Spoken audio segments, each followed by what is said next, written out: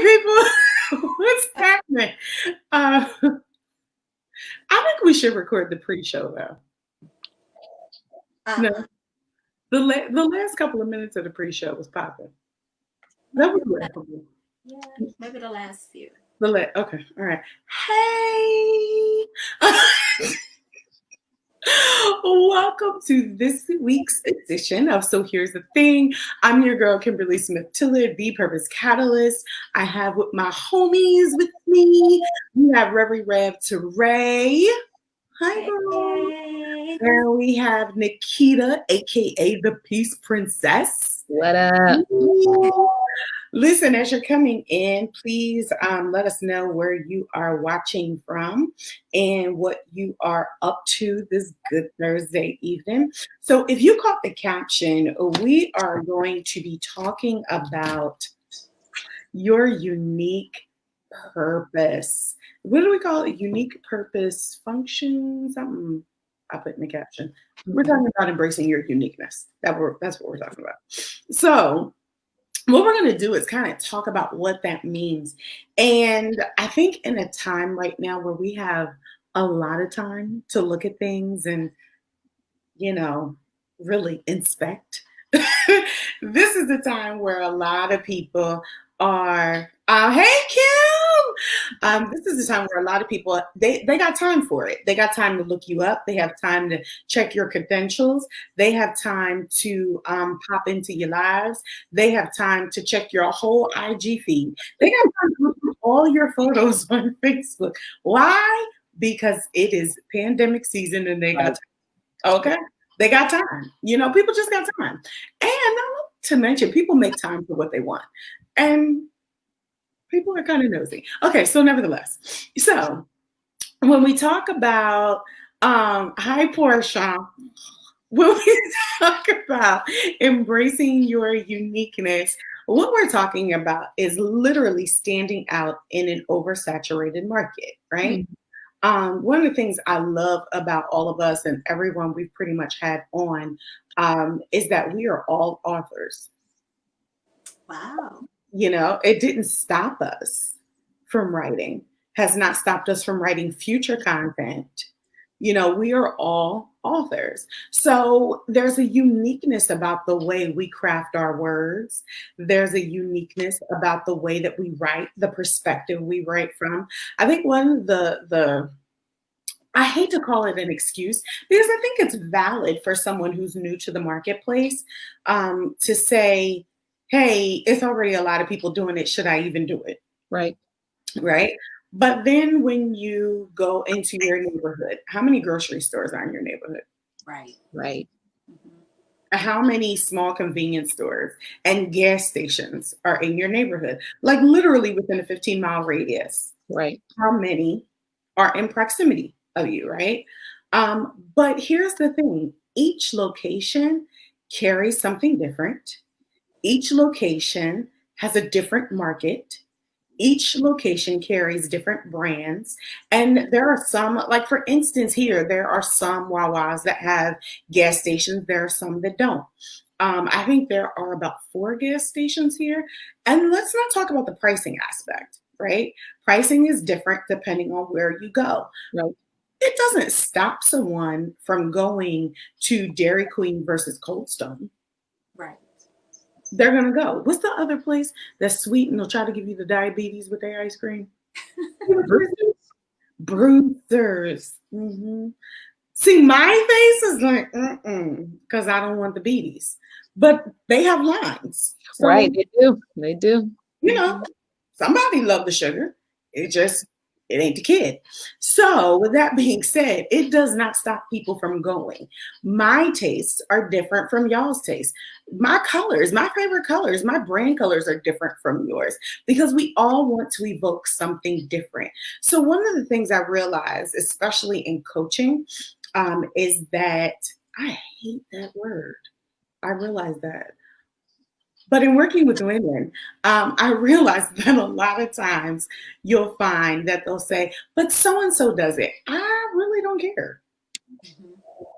I mean, your purpose is your purpose, right? Like, Yeah. don't you think that God was already like, I'm going to give this person to Julie, or this purpose to Julie, this purpose to Catherine, and this purpose to Shaniqua? Yeah. And they're going to live within maybe 20-mile radius of each other. But I'm still going to give it to them. But the Yeah. way that it's expressed in the earth is different. Right. The people that you reach with your purpose is different. Not everybody. Kim said Rita's. Right. Right. Rita's. Forgot about them.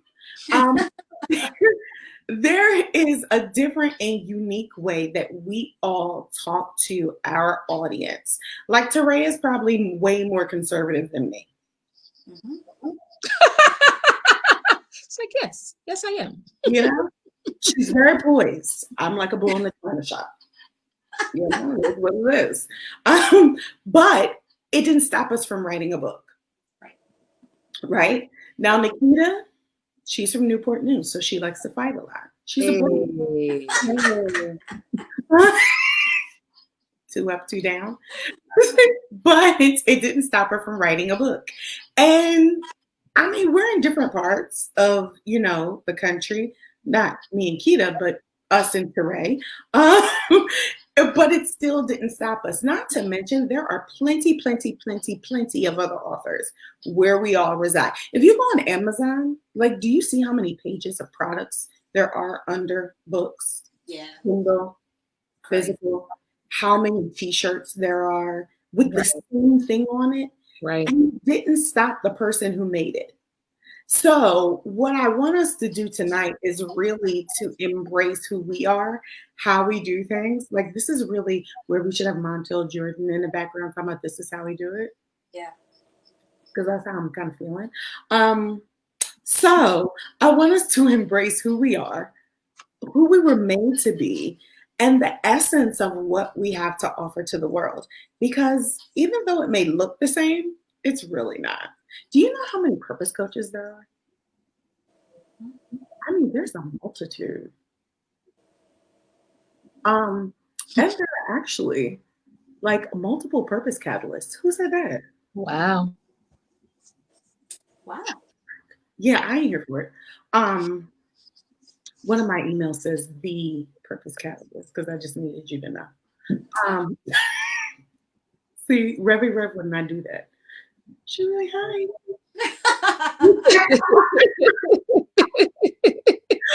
But it's all about embracing our uniqueness. Some of us are a little volatile when we do it. Me and Kita. You, on the other hand, you're so gracious. We'll get there maybe one day if that works out. So, all right, let's get into this. TaRae, tell me what prompted you to write a book, especially an empowerment book, considering all of the empowerment gurus, male, female, white, black, brown, yellow, all over the world, didn't stop you from writing your book. Yeah. Can you tell me why? Honestly, I didn't know I was writing a book at first. What I thought I was doing was I was creating a workbook for my program participants. So that's how it started. It started as me writing, just using different biblical examples to ask them, to allow the ladies to ask themselves questions, right? So in the space I work in, I primarily work with young single mothers, right? Mm-hmm. So in that space, there's different issues that you're dealing with. And one of those major issues was self-esteem. So just for instance, one of the very first chapter that I begin my book on, it talks about Leah, right? And that's the self-esteem chapter. Now, if anybody had issues with self-esteem, it had to have been Leah, right? So I was using her as an example. And when I finished the questions, all of the questions were done. All of the biblical examples have been picked out. And then the Lord said, go back and now write the chapters. Mm. And I said, wait a minute, what are you doing? He said, did you say write the chapters? He said, write the chapters. And you said, excuse me, ain't nobody had told me this. I'd had no intention of writing a book. I thought I was creating curriculum for my program. That's what I thought. He said write them chapters though. Yeah, but he had bigger plans. And so before it ever got into the hands, and this is how God works, before that book ever got into the hands of any Rose participant, it was in the hands of women in Asia. It was in the hands of women in Michigan for different women's Bible study groups. It was in Africa. It went places. And before it ever got to where I thought it was originally intended. And so Wow. sometimes you start at a thing and you don't know that you're doing it, because I had no clue that that's what I was doing. Neither did I realize what I tell people all the time. I feel like God hid me in plain sight, because sometimes I would operate in different things, not being aware of how saturated the market may be, or how many other people might actually be doing what it was. And I really didn't. It was just I don't know, maybe 3 years ago, that the empowerment, knowing that was my purpose, really came to light. Although I wrote my book, it was published in 2013. Although it's called Journey: The Road to Empowerment, what I didn't realize is that that's what I have been doing all along, was empowering other women, giving them the right tools in order to walk out in their level of success, right? And so yeah, that's how it came about to me. Honestly, I did not intentionally set out to write a book. I found out later that that's what I was doing. It starts off like that. Obedience is sometimes so very vague in the beginning. Yeah. But one of the things, sometimes oversaturation is a myth, because people will think because there's a Sarah Jakes Roberts, I don't never need to do anything. Yeah. You know what I mean? Because there is, whoever, I don't need to do it because everybody will gravitate to them. But everybody is not necessarily called to them. That's right. And your level of influence is your level of influence. That's right. So I think sometimes it's a myth. Right. I totally agree. Just like you said, everyone is not called to them, because everyone may not have that access to Sarah Jakes Roberts as they would like to have, right? And so, as you know, we might want access to her mama, but we're not going to get it to, First Lady Sarita. So we have to be willing to become that for somebody else. Absolutely. Absolutely. Now, Nikkita, on the other hand, you went out here and wrote a book about forgiveness, and it wasn't necessarily an easy book, like to swallow. Like I don't know if I like the book. I didn't like it either. Especially the time that I had to read it. I love it now. I study it as bomb, girl. Bomb. But right, Kim said there's a market for us. Oh, absolutely, sis. Yes. So, but you tackled one of the most difficult subjects, but there's still a plethora of subjects on it. But the way you tackled it was so unique. I mean, it was like, listen, you're an unforgiving devil. No, let me tell you what the Bible says about that. That's how I felt. I felt attacked when I read it. It doesn't say that per se, y'all. Y'all go get the book, because it don't say. I'm gonna say, because people probably need that book. It don't really say that. But truth be told, it does tackle the issue of unforgiveness and resentment. Like all this stuff just starts popping up. And you'd be like, oh, that's why I couldn't forgive Junebug when he did so-and-so, was because of this. So she shines a light on things. But it's not like the first time that's ever been done. But it didn't stop you. What made you keep going through the process? Because I'm sure, like most of us, you lived through the process in order to write it. So what kept you going, one, to continue it and to finish it? But number two, what made you even think that, this is a topic that's got to be addressed? Yeah, I know so-and-so done wrote about it. I'm sure there's books. Kind of don't care. So in a similar vein as TaRae, I did not know. I sat down. I will never forget. I sat down in my garage.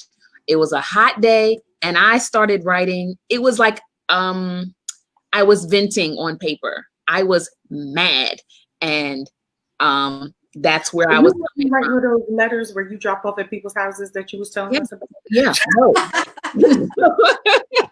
I was mad. I was writing like mad, angry, and you know, it took me 5 years to write and crumble up and write and crumple up, because God was, like you said, working all of that out as I'm writing, as I'm, going through this process. Because, as I'm going through it, he's showing me this is not going to help anybody. It's not helping you, therefore it's not going to help anyone else. So as I am tearing down the bricks and ripping away the layers and helping you understand this at another level, you need to write this down so that when this does get into the hands of other women, other people that have been affected by daddy issues, by abandonment, by rejection, by all of those things, it will actually help them overcome it, and that's ultimately what motivated me, knowing that there are people, not just strangers, but people I know, people I know that deal with these type of issues, those insecurities that follow you into adulthood, that make you, in the back of your mind, make you make these crazy decisions or mistakes, you know what I'm saying? And essentially in an attempt to hinder or stop them from making those mistakes. I think that's what really pushed me to keep going. Like, dude, you remember all those mistakes you made? You could stop somebody, just even if it's just one, somebody from Mhm. making those same mistakes, because of this hurt, because of this pain. So that's what pushed me. So when it was time to promote it, how did you all handle that? Because nobody wants to write a book just to be writing a book. At least that was how I felt. Did y'all feel that way too? Mm-hmm. So when you promoted it, did anybody ever come out their face and say, "Oh, so and so wrote a book like this"? Kind of, sort of. I knew It it. was. It wasn't so much that. Oh Jesus! It wasn't so much that. Like it was just a. Let me just put it this way: everybody wasn't happy for me. Okay, Mm-hmm. Mm-hmm. say that everybody wasn't happy for me. Certain people. I did have one person though. I had one person that said, in the heat of a moment, they were they were frustrated, and they kind of felt as though I was in competition with them. So they said, "Oh, well, you're the one that's competing with me." And I had to stop and be like, "Oh, no," and turn around and walk out. So it was very disheartening though, because this is an accomplishment, and the way that I thought about Right. it was what the Holy Spirit began to really reveal to me is that writing a book, especially for Black people, writing Mhm. a book is major. And here's why it's major. Our ancestors were killed for attempting to read pages of books, and now Wow. have the opportunity to write pages in books. So for me, it went further than just me writing a book. I felt as though I was honoring my ancestors who died, Mhm. right? Who couldn't That's read. good. I felt that I'll never forget my great grandmother. I had a real Madia, okay, and we called her Madia. And I'll never forget. I was about, I don't know, 14 years old, and she signed her name. She wrote it out in cursive, and that was so big for her. And she was just like, "Oh, my handwriting is so ugly," and I was like, "No, my dear, I love it. It's beautiful." And she was so proud that she could sign her name, right? Wow. And Wow. so I remembered that encounter with her. And looking at the book, I'm like, man, what would Madia say if she saw me write this book? She would be able to Yeah. read this book. And then my grandmother was my number one buyer. Okay. Whenever anybody knew my grandmother, you know that she was a avid reader. She had books in every room of her house, including her bathroom. Like she had books, Mm. and she would buy 10 books from me at a time. She paid Wow. for every one of my books. Like, she never expected me to give her one, but she would buy them in bulk that way, and she would give them as gifts to people. And so I was, when I saw the way that my grandmother responded to the fact that her grandbaby Mm-hmm. had written a book, something that she loved to do, I had to go out and be proud of the work that I've done. I am grateful for this fact. I'm grateful that I had pastors that were very willing to allow me to promote my book. I didn't have to ask. I just shared the fact that I had written a book, and my pastor allowed me to come up and present it before the congregation and sell it, Wow. after services. So that right there was a tremendous blessing for me. And I did hesitate, to like put it on social media and different things. However, I did learn that if I don't believe in me, no one else is going to believe in me either. And so I had to get over that uncomfortableness, and really just step out and do it. And it wasn't the easiest thing to do, but it was a necessary thing to do. So, Kita, how did you feel like being? Because that's true. It's not the easiest thing to market your literary work. Yeah. Kind of like, look at me, no, look away. Look at me, look at me, look away. So how did you decide, now just even under the genre of being an author or being an inspirational author or being a self-help author? Because I mean, these are categories that when you have to, upload your book and things, you have to check which categories, right? How did you prevent like the imposter syndrome from all these books, like these millions of books, and I'm going to put my book up here. And then I got to tell people I'm an author, and there's probably 70 people on my timeline that are authors. How did you manage? Yo, I so when I'm like, okay, it's done, I'm about to do this big thing, and I wrestled with that thing so hard because it's like, oh my God. Because first of all, like I said, it took 5 years to even finish it. So it's like this thing that I had been keeping a secret for so long, only my husband, I think my best friend at the time knew that I was writing this. And so it's just like, oh, okay, now I have to like tell the world, and not just the world, but like my parents who are in the book, like, you know what I'm saying? Like people that I talk to, these people I gotta tell these people, and I'm like scared. Okay, I am scared. And so I think it was like a little video that said, because before this, like I'm a behind the scenes type of girl, you know what I'm saying? And so it's just like, God, you really want me to go out here and like show my face and and I'm like, I felt like was it Moses or Abraham was like, yo, I'm slow of speech, I be stuttering, I be jumping, like, and that's not, I don't be stuttering, nothing like that, but like I was like, Lord, you know I don't like to talk in front of people, and you want me to go out here and say what?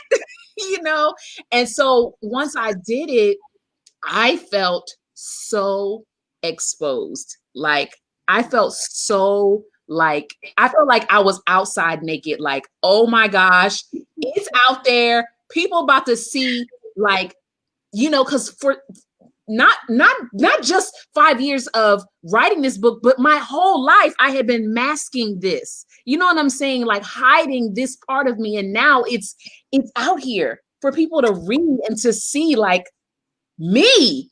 I'm You're like, on display. Yeah. Like, no. Oh my God, what in the world, and like TaRae said, it was not well received with a lot of people. They didn't have the balls to say it to me, but I heard, I heard through the grapevine. But I think what allowed me to kind of step into the fact that, yo, I am an author. Like I did this and I wrote this and God helped me and all of the good stuff to actually step into it, even after all that was done. Cause I was still like, yeah, I wrote something, but I ain't no author. You know what I'm saying? So, um, I wrote a little something, but I I'm not. ain't no author. So, Don't talk with them people. Right. I just wrote some stuff on the legal pad, and it showed up in the hey, like, yeah, like I self-published, but I don't know what I'm doing. I just kind of figured it out as I don't know, so I'm just like you said, scaling back the imposter syndrome. And it wasn't until I think that, people have read it and were like, yo, like, I don't even have daddy issues and this blessed me. You know what I'm saying? And so it was just like, really, like something I did, and so it was just those moments, those constant confirmations that this was on purpose. So y'all know we're talking about books, but let's just be honest. This is our purpose on display. Because truth be told, number one, I literally fought with God about writing a book. Hmm. Like he was like, I need you to write a book. I said, the devil is a liar. Leave me alone. Why the devil want you out here writing books? So I'm getting ready and I'm like in ATL, I'm vending. And at the time I had, like a jewelry spot, right? Like I was, I made jewelry, I was selling it. I was like, yeah, pop it. Boom, we do a little something. Yeah. So I was getting ready and the Holy Spirit was like, when you get back, you're going to write this book. But I'm really not. Like, who does that? Like, who fights like that? I mean, just wrestles for no reason. Like, at some point you just learn to be like, okay. But we're really talking about like our purpose on display. And I think that was the biggest thing because heretofore, and this was kind of like the launch into being the purpose catalyst, I was not a writer. I didn't journal. And ended up publishing 2 books on one day, like my devotional and then like a journal, for people to keep like their notes and stuff. And I was like, that is so weird. Who does go from I ain't writing this? And I agree, Kita, it was like my life. Kim, wrestling for no reason though. I mean, because you're gonna do it. Like, it's just dumb. It's a waste of energy and time for everybody involved, So anyway, but I remember, like, even my devotional is a series of like 40 stories of my life and it relating back to how to launch out.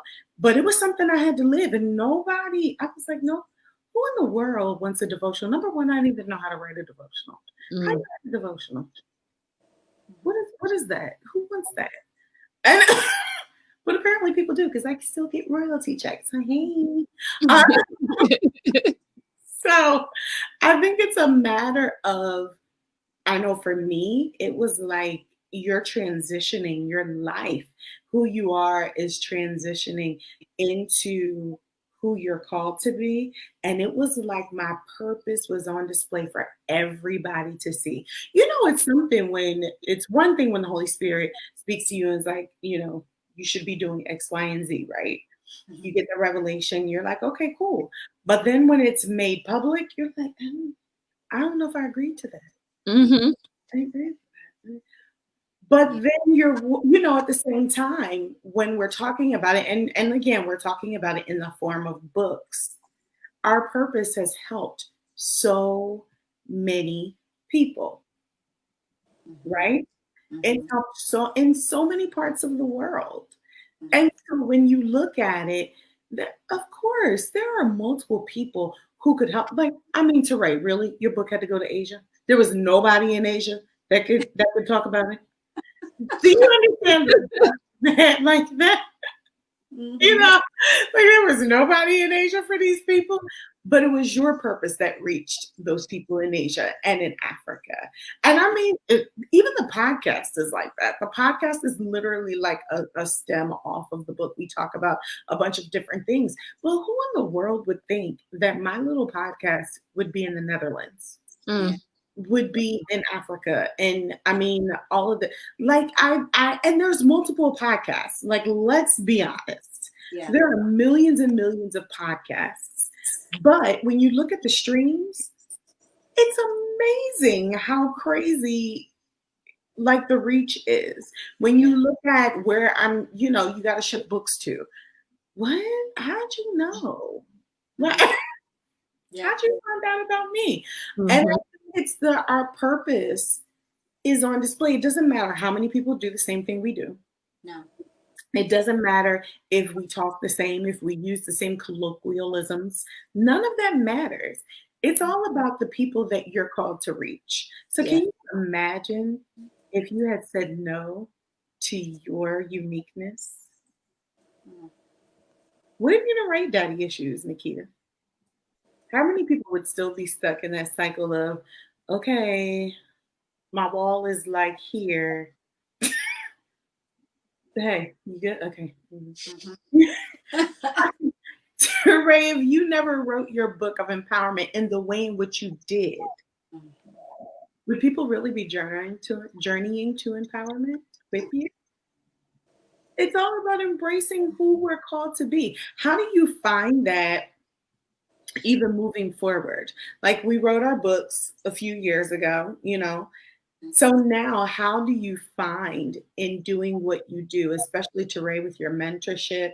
Nikkita now has ebooks and everything and a quiz to help people. So how do you feel like embracing your uniqueness in that aspect, how deep it goes? I was just asked this question earlier today, something similar. Really? I was. Okay. And I was just saying, it was too important for me not to. I had to think of it like this. Do I want to die with this in me? Mm. Do I really want to die knowing that the Rose House was always there but never realized? So I always say on my tombstone, I want them to put "she tried," right? Because I did. I want to get to the gates and to hear my dad say, "Well done," because I tried, right? And there are too many people that I know, too many young women that were where I was, that are where I was, that need to see what it looks like on the other side. Yeah. Right?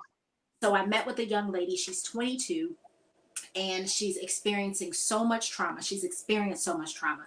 She's been raised in a foster care system. She aged out of the foster care system. She lives in a shelter because she was dealing with domestic violence and sex trafficking. And she's 22. She has a 2-year-old daughter that she's working to regain custody of. This baby is 22. 22. And you think about the trauma and the life experiences that she's had already at 22. But on the other side of that, the joy that hit her eyes when I said, "Sweet girl, I want to help you. And will you allow me to help you?" And it was just like, oh my goodness, no one has ever asked to help me before. And so to be able to do that, that's what makes me continue to move forward. It just, I meet with her once a week, and now I'm able to use what was in the book to say, okay, let's go. And it's God's word, and it is truth. And we know that the word of God is living, right? So now I'm able to give life to her. I'm able to minister to her and allow her spirit to be watered by the word. And seeing that what God did in me is having a direct effect on the life of someone else. That's what keeps me moving forward. That's amazing. Absolutely. Good idea. I like it. I like the way you phrased it.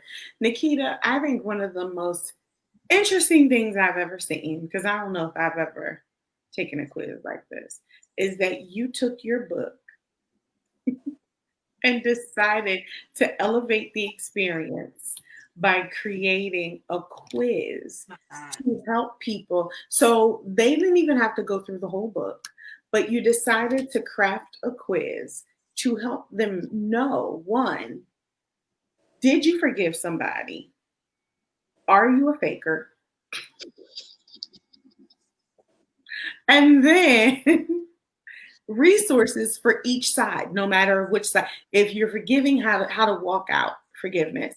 If you're faking it, how to really truly walk in authentic forgiveness. I don't know if I've ever seen a book like that, so to speak. You know what I mean? Where you take that and you grasp the pieces to help people first identify Yeah. that one, there's an issue. I think that in itself is you embracing your uniqueness. But how did you go from one, you wrote the book, to two, saying, I got a quiz for it? Jesus,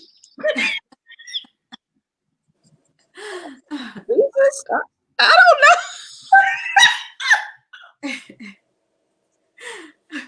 I mean, that's what was it? Late in the midnight hour, you was tearing or something? What happened? For real, no, because well, I'm gonna be honest. Number one, I had a bomb coach. Oh, Okay, had a bomb coach I was that not expecting that part.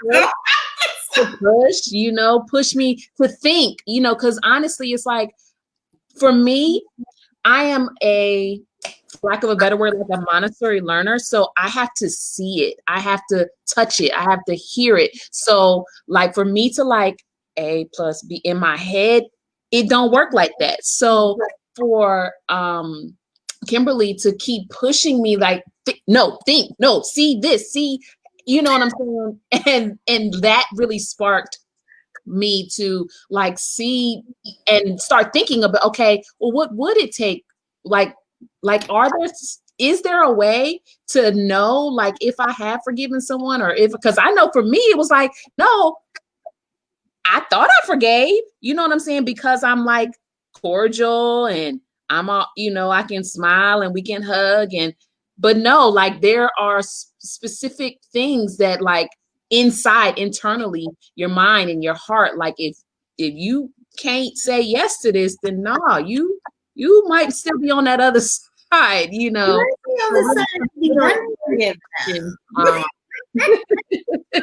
for other people, like to just a checklist, like as I'm thinking about my situation, and not just with daddy issues, but with other people that I'd be like, yo, I'll still fight you like today. So like thinking about that. If I catch you out in these streets in the next 24 hours, it's a possibility. And then I'm gonna go take the quiz.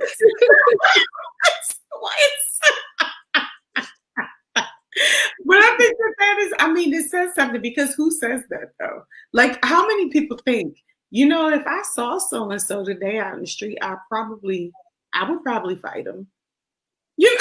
Like that part in Why Did I Get Married, when she in that bathroom, that's like my go-to line. I wondered what I would do when I saw you, if I would push you, like that is my go-to movie.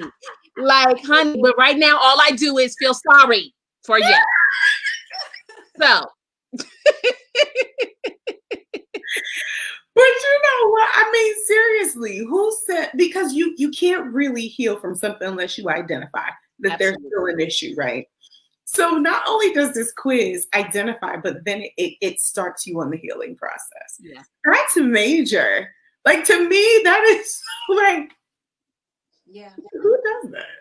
But I love the depth of the uniqueness that you've shown in going from here to here to here. Like, we just not going to point it out and not say nothing about it, right? This is not what we're doing today. Not only are we going to point it out, but I'm also going to give you resources. Yeah. You can do A, B, and C, A, B, C, and D. Get the bundle, for God's sakes, Listen, schedule an appointment. Maybe we need a consult. I don't know. But at the end of the day, I'm giving you all the resources, all right? I think that in itself, because I want to show people how unique you can be. Yes, Nikkita is a coach. She coaches you from forgiveness, from unforgiveness to forgiveness. She gets you over that hurdle, no matter how much it hurts. And guess what? She doesn't have to be a therapist to do it. She gives you practical biblical application to do it, right? And who doesn't need that? Right. I just think that when we look at the whole circle of how unique and how creative we can be, we should never worry about oversaturation. Yeah. That's the least of our worries. Yeah. Because who doesn't like new shiny objects? Yeah. That's even if that's how our stuff goes to market. If you're catching the attention of those who need you the most, oversaturation, so and so does it, so and so has 2.5 million followers. Yeah. I'll never be as big as that. I'll never have that size email list. I'll never make that kind of money. None of that should even be in your mind, shouldn't be in your heart, definitely shouldn't be in your mouth. Because Yeah. at the end of the day, the Yeah. ability to move in your purpose is all about embracing your identity and who you were called to be and thriving in the depth of that thing. Yes. Living it out like it's nobody's business, beasting out in it because it's your own lane. You know, what was the saying? Stay in your own lane. Our lanes were made for us. Yeah. We didn't even really have to carve it out. Mm-hmm. Like our niches, our lanes, all of that was already intentionally made for us. It's just a matter of us identifying it and living up to the fact that this is mine Yeah. to explore and to bring to fruition. Period. Yeah. Nothing else really matters. Like, I don't give a good goddamn who cares. Truth be told, this is what I was born to do. That's right. And it doesn't really matter who else may have been born to do something similar. That's Mhm. right. Because the uniqueness is that you'll never, and it's not cocky, you'll never do it like me, and I could never do it like you. That's right. Yeah. Yeah. You know, you may catch me with 5-syllable words earlier in the morning, but later in the day, you're going to get, well, listen, what we not fitting to do is, Right. because, you know, we have a wide range of what we do.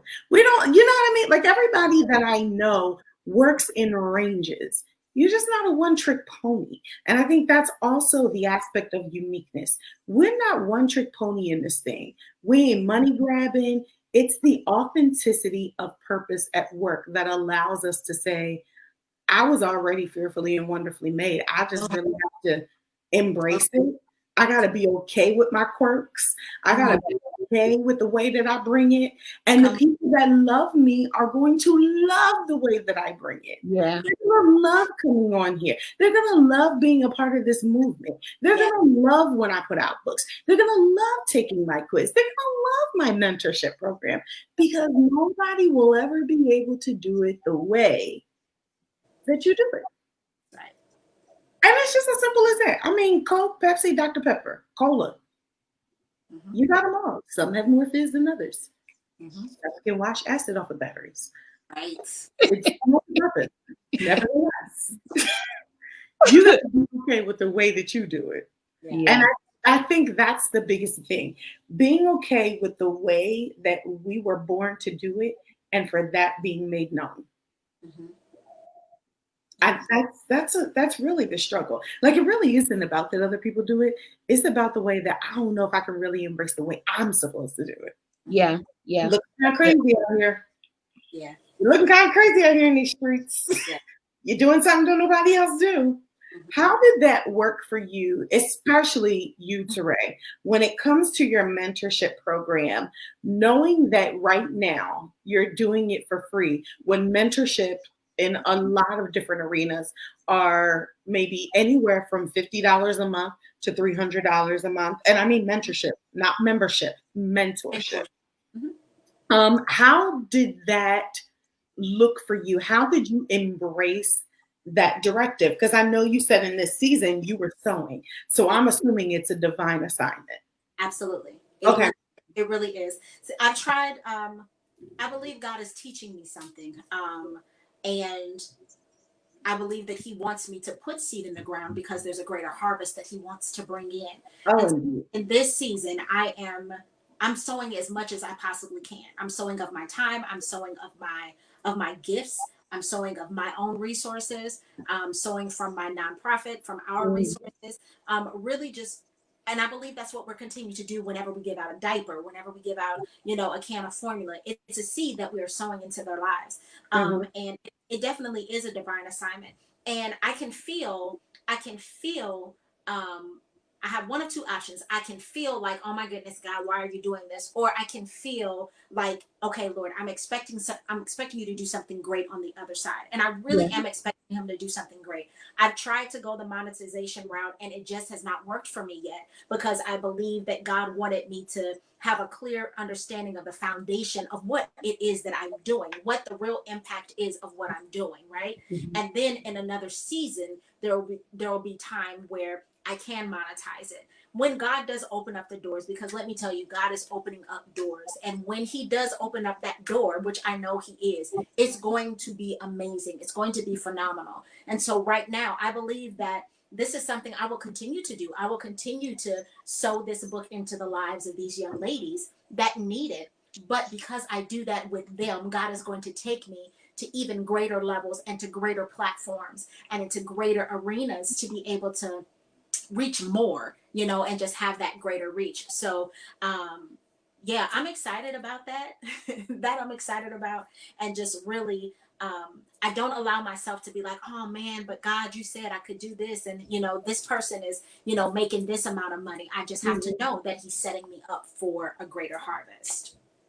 Kita, how did you stop the comparison track in your mind when you wrote your book and you started thinking, okay, if I do this, if I do that, if I do this, if I do that, how did you stop that voice that says, but so and so does it this way, or let me see how so and so does it? Um, for me, it was again, in the beginning, the confirmation of others was like, well, I like the way you broke this down, or, confirming like the way that they read it, or the way that I spoke, or hearing me, how I spoke at my launch or whatever, was just like, yo, like I didn't even know. And just hearing that at first was like, yo, like, so it's something about me, you know what I'm saying? And then like really starting to understand, like, and fall, like I've never been short of confidence, right? But Oh, in get 'em. this lane, in this arena, was just like, this is new, you know what I'm saying? I'm not, it's not based off of my swag. It's not necessarily like, in my mind, it's not based off my swag. It's not based off my looks or whatever. So it's just like, okay, this is something out of the norm. So at first I'm like, my self-esteem was low, but then it was like God reminding me, no, I chose you on purpose because I want you to use your swag. I want you to use, your story and how you interact with people every day. That's what I want you to use. And so understanding that God wants to use me, and I don't have to change or be like nobody else, in order to get my point across or get my testimony across. That's what was like, yes, God, I appreciate you, so That is the biggest thing. And it's probably one of the biggest things I learned in messaging this year. Even as like I'm rebranding my website, is I gotta do this the way that I am. Yeah. Because I mean, let's be honest. You can either get business Kim, but I don't not really 9 to 5 Kim all the time. And so you're gonna be really disappointed when you get on a coaching session with me. And you're not this. Yes. Does that make sense to you? It does? Okay. You're going to be really upset and you're going to feel like you got a bait and switch. That was the biggest thing. Like everything else was like totally me, the creative of the product piece, the ideas. But when it came to messaging and actually giving content the way that I am, it was major because everything was not proper. Because although in times I can be, I choose to be me.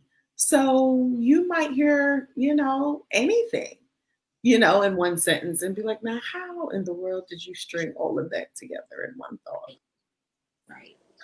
But that's just who I am. You know what I mean? You can be very well learned and also be very crazy. Absolutely. Acting. Crazy. Yeah. So I figure, why not give the people me? Why not give them me? And I think that is one of the biggest things that I decided, and actually giving more of them so that they get the tone, the inflections, and all of that when they see my stuff. they get to see it from me and not what they just read, but they get to see it from me.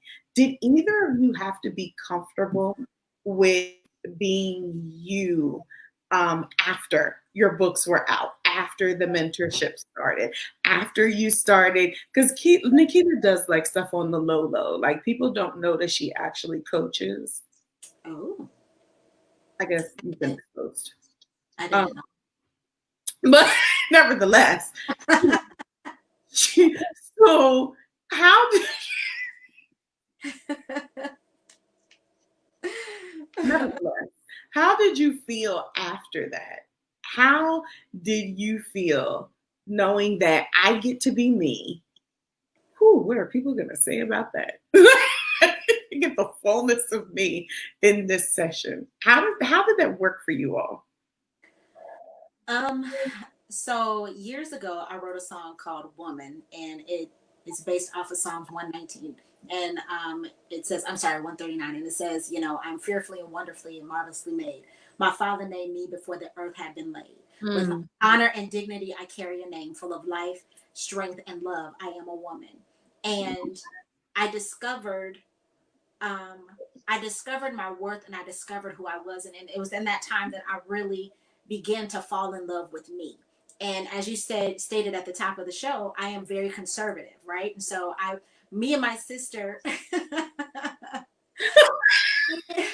me and my older sisters, like we are so polar opposites, right? So I have my oldest sister, like she has tattoos. It's beautiful. They're beautiful. They're gorgeous. I have not one tattoo, right? They want me to go get tattoos, and I'm like, guys, no, that's really not my thing. But and they're beautiful. They're gorgeous on them, but it's just not my thing. And so I was always for a while there, especially in my early years, like growing up, I had real bad self-esteem issues. I was severely bullied in school from the 3rd grade to the 10th grade. And it was really, really bad. I had anxiety about getting up and going to school. And a lot of it just had to deal with not being able to accept who I was, right? And so what I come to realize, of course, many years later, is that they saw that I was different, and me being different intimidated them. It made them feel some type of way, right? And once I realized that I'm this fabulous person, that I'm this wonderful, wonderful whatever, and it's just like, it's okay for me not to vibe with everybody. I'm not everybody's cup of tea. That's fine, but I am somebody's cup of tea. Somebody does want to sit down and talk to me. Somebody does value the wisdom that I carry. Somebody does. I remember I was attending one church years ago, and the pastor couldn't stand how I sang, right? It was just like, oh my goodness, you're yelling. And I come someplace else and they love it, and it's no, she sings down though. I don't understand this concept. Yeah. So it was, they didn't care for it. That's fine. But if I would have listened to them and stopped singing, right. Okay, if I would have listened to them and not really walked in my full calling and anointing on my life, I wouldn't have the testimony of what I have today, right? I led a congregation. I know I can go to any church, and I can lead worship in any type of setting because I didn't stop, right? And it's okay. You don't have to rock with me, but but that's okay. It's okay, TaRae. And I had to really fully understand it. And in writing that song, I know it was Holy Spirit, because in writing that song, I really did discover that there was beauty in me. I really did discover that there was genuineness in me, that there was just uniqueness there, and just to love all of me, my curves and everything, just to love all of me, kinky hair and all. Yeah. It is not kinky. It is so springboardy. Stop it. Oh. People always trying to be a part of the 4C. They ain't 4C clan. Stop. You play too much. All right. You start getting that hate mail because you're trying to assimilate. You're going to get it.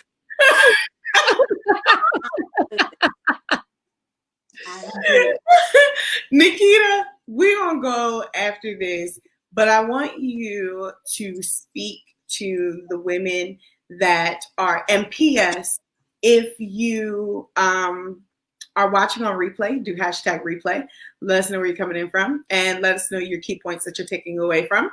But Nikkita, I want you to speak to the women that are watching this now, that will watch this in the future. And I want you to give them a couple of steps as to how they can embrace the uniqueness in which God made them to be.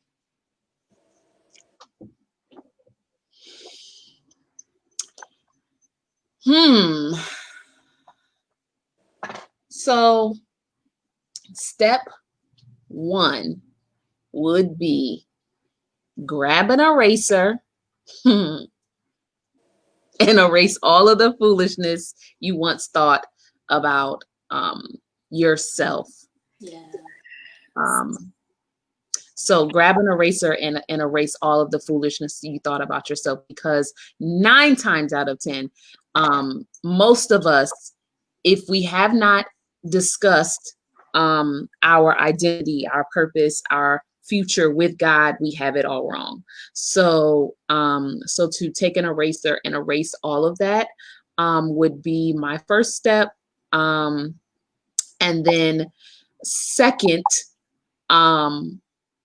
to sit, be still, because a lot of the time when you're searching for something, and this is anything, purpose, relationship, money, it's going to evade you, so if you sit and be still and listen for the voice of God, that's when it will come. That's when the answers, that's when the clarity, that's when it will come to you. So sit, sit and be still. And then third, execute. Execute whatever it is that you heard while you were sitting. Understand that, it's not, again, as we've said in other podcasts, is not always going to be roses. It's not always going to be easy, but it's going to be worth it. As TaRae said, the end goal, when he opens that door, when he shows you even the image of a glimpse in a dream, it's like, oh my God, yes, so understanding that it's going to be worth it, and it's going to exceed any and everything you could ever ask, hope, or imagine or pray. So execute, like get on it, get off your tush, find the time and do what it is that he said to do. Amen. I am here for that. Yes. 1, erase all the negative self-talk. Number 2, sit still for a second. Just sit on down somewhere. And number 3, don't be so still and so happy that you finally got something that you don't execute. I love it. I love it. Now, I can't type it in the comments because it won't let us do this in here. But y'all type it in the comments. Give it to the people. Here for it. That was wonderful. Thank you, Nikkita. Listen, thank you so much for coming to hang out with us on So Here's the Thing. We will be back next Thursday, and yeah. You have a lot to say next Thursday, honey. It's going to be fun. Listen, grab your girls, share this video, like, comment. We will be looking at this throughout the week. We know it's Thursday, but over the weekend. And listen, you can catch the replays Netflix style, so you can binge on Saturday morning. Super hyped to have you. We can't wait to see you until next week. Bye.